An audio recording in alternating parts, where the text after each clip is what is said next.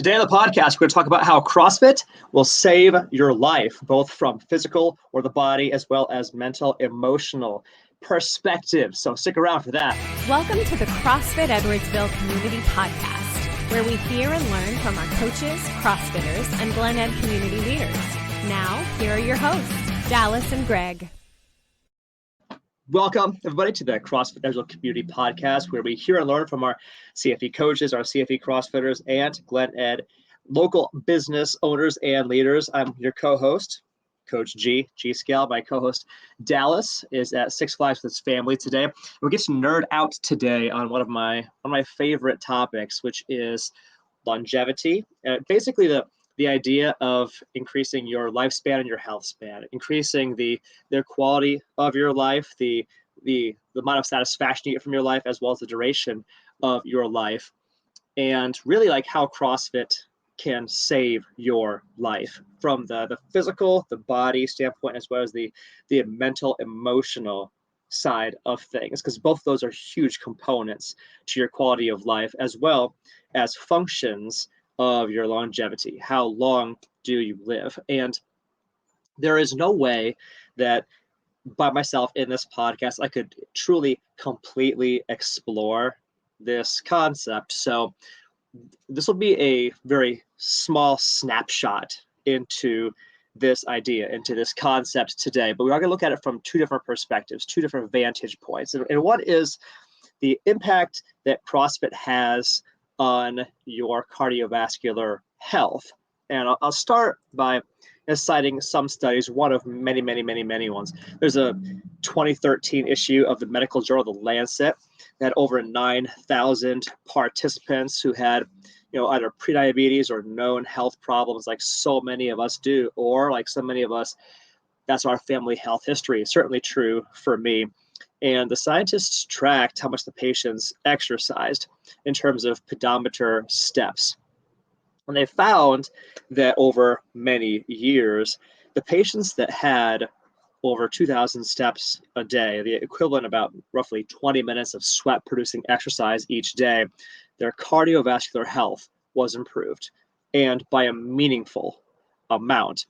So interestingly, also people that did not exercise, that did not do this, or that they started exercise and stopped, they saw the opposite effect as well. Like they had negative outcomes. And what I mean by like the positive changes that happened with this is that, people that had either that 2,000 steps a day or even more, 4,000 steps a day, had reductions in their heart attacks, in strokes, reduction in deaths from all cardiovascular concerns, which for all of us as Americans is very significant. So many of us left untreated, so to speak, left to the standard American diet and inactivity, is going to be some sort of cardiovascular event that's going to be the end for us. There's there's cancer, but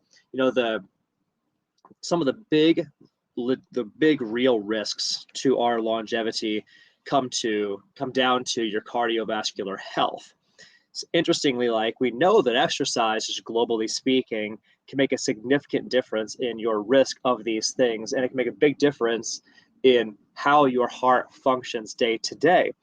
There's also really good science that speaks to how high intensity interval exercise specifically, how it can reduce your blood pressure, reduce your body fat percentage, improve your cardiovascular fitness, even just after 10 weeks of relatively short 25-minute workouts done 3 times a week, which, by the way, that sounds an awful lot like the CrossFit prescription, right?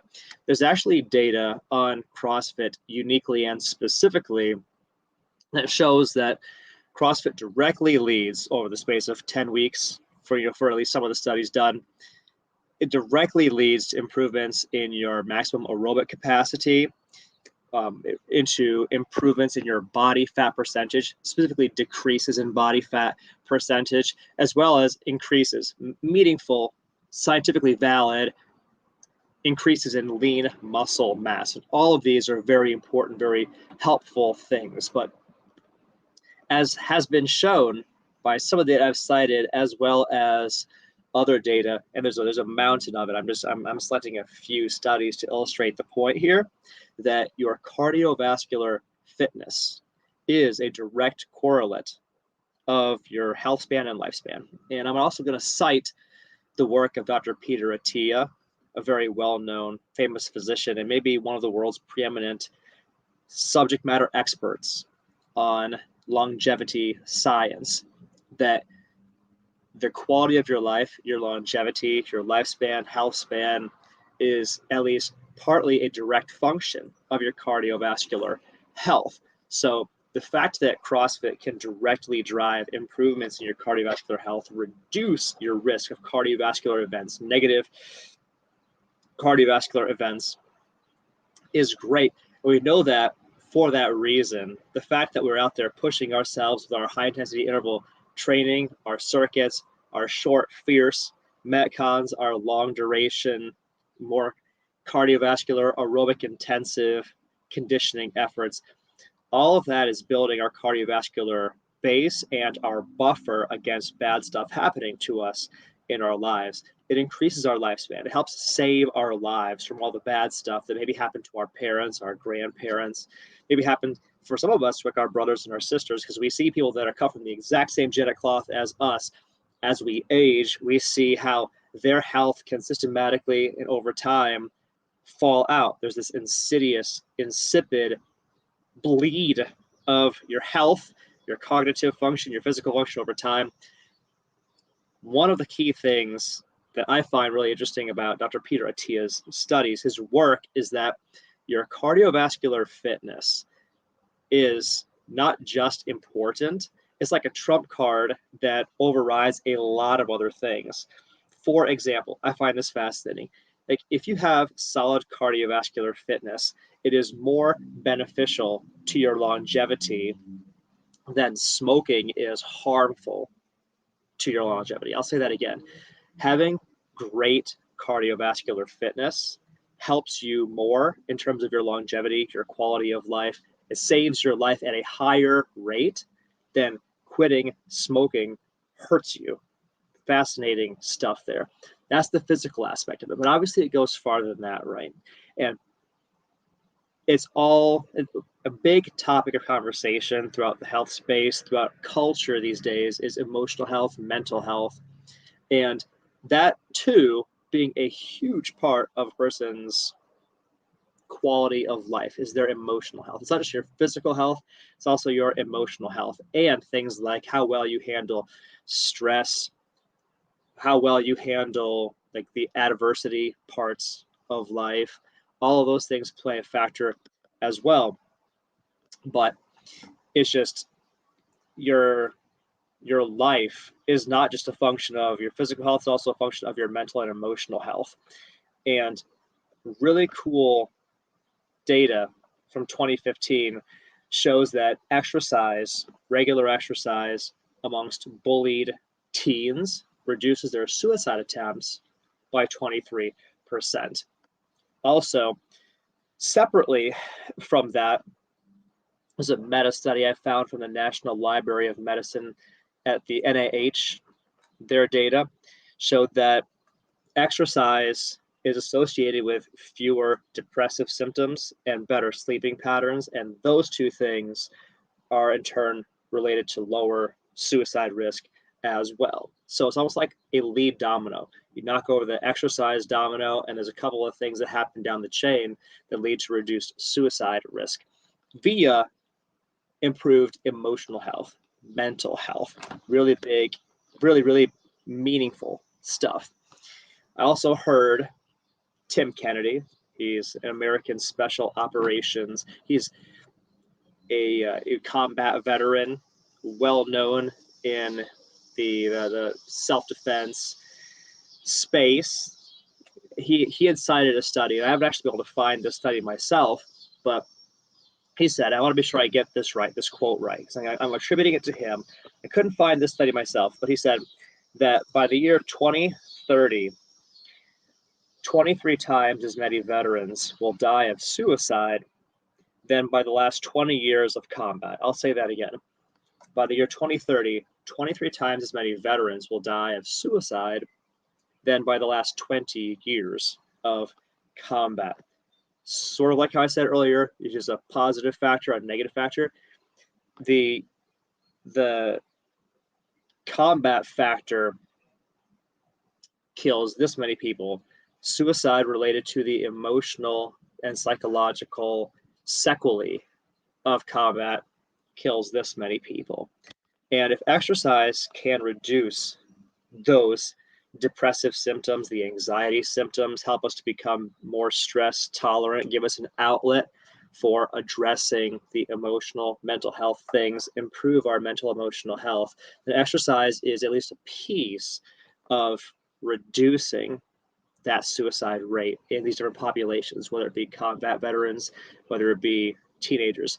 And then for all of us in between, because like our average CrossFitter is between the age of 25 and 45, married with kids, working professional, history of exercise, like we deal with regular everyday quote unquote stresses of, you know, being busy all the time and the challenges of bringing up kids and stress of raising kids, and then like the natural ebbs and flows to work and relationships, just like the stresses of everyday life and all the pressures of all of that, all those things that can compromise our mental health, that cause us stress, the traffic that we deal with driving to and from work, the parents at our kids' ball game that are hostile and acting belligerent and yelling things at our kid on the sporting field, even like simple things like that, the stress of finances, the stress of, you know, the pressures at work, all those things. Exercise gives us a buffer. It gives us margin in between dramatic negative action and where we are. It gives us space emotionally, mentally, psychologically, where we can be at least somewhat protected from going to really dark places with our in our minds, because the exercise gives us an outlet to blow off steam, reduce stress, reduce anxiety. There's a well-known expression in CrossFit, I think it was from the founder, Greg Glassman, who said that some of the greatest adaptations to doing CrossFit are between the ears.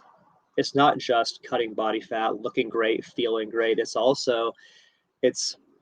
how it helps you deal with life. You know, you do a really hard workout, a lot of times it simplifies all of life to this next set of this exercise I'm about to do. I don't think about anything else. I'm thinking about this one next set for this next exercise. I'm thinking about this next rep. It takes our mind off of things. And we're in this environment where we're connecting with positive people, uplifting people that push us and encourage us and joke with us. When the workout is done, we high five and we get the oxytocin rush that comes with that sense of community and connection to other people who are positive and like-minded and living their best lives. It lifts us up. We get the serotonin rush, we get the oxytocin rush, we get the dopamine rush, we get the endorphin high of the exercise, and this amazing hormonal chemical cocktail allows us to ride a wave of feel good that just makes all of the difficult stuff in life a little easier to handle, a little easier. It's a little easier to get through another challenging day. I've said it before that like I think like the reductions in anxiety and stress from exercise are the greatest benefit that I experience. It really just helps me deal with, you know, challenging stuff. I think it'd be the same for you guys, and hope that it is. And if you've had that experience yourself, you feel just going to the gym, paying the man, you know, paying your fitness dues each day, if that really just helps you to cope with challenge and feel okay again in a world of craziness and madness and difficulty, I'd love to hear from you guys. Comment down below. But, you know, in closing, to recap, CrossFit can save your life, not just in terms of the physical benefits, but also the emotional, the mental, the psychological, I'd say even like the spiritual benefits. And having great people around you that just lift you up, it's amazing. It's amazing. And I would love to see you guys here and be a part of our community. So if you're interested in learning more about the CrossFit thing, we'd love to meet you. You can check us out on all of the socials. We have Facebook, Instagram, Twitter, TikTok. Check us out there, YouTube. We're at CrossFit Edwardsville. When you're ready to dig a little deeper, go to CrossFitEdwardsville.com. You can book a no-sweat conversation with a coach, and they will help outline what your unique fitness journey looks like here at CrossFit. But for now, I wish all of you guys an amazing, beautiful, and blessed rest of your day. And we'll see you guys in the next episode.